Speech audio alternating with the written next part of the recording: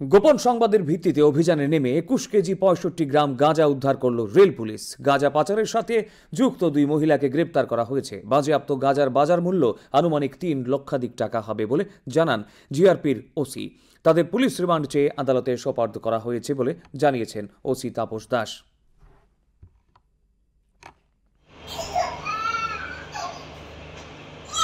স্টেশনে দুজন মহিলা গাঁজা নিয়ে ধরা পড়েছে এবং ডিটেইন হয়েছে। তো গতকালকে আমরা ওনাদের এগেনস্টে একটা আমাদের আগরতলা জিআরপি থানাতে মামলা নেওয়া হয় এনডিপিএস দ্বারায়।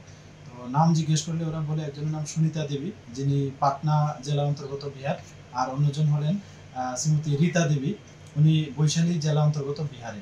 তো ওনাদের কাছ থেকে দুটি হ্যান্ডব্যাগের মধ্যে মোট ২১ কেজি ৬৫ গ্রাম গাঁজা পাওয়া গেছে আর কি। বাজার মূল্য ওরা তো বলছে যে এগুলি তাদের এখানে অ্যাটলিস্ট ১৫,০০০ থেকে স্টার্ট হয়, ১৫,০০০ ২০,০০০ এরকম। তো এরকম করে যদি ১৫,০০০ ধরি, এগুলির মূল্য প্রায় ৩,১৫,০০০ মতো দাঁড়ায় আর কি।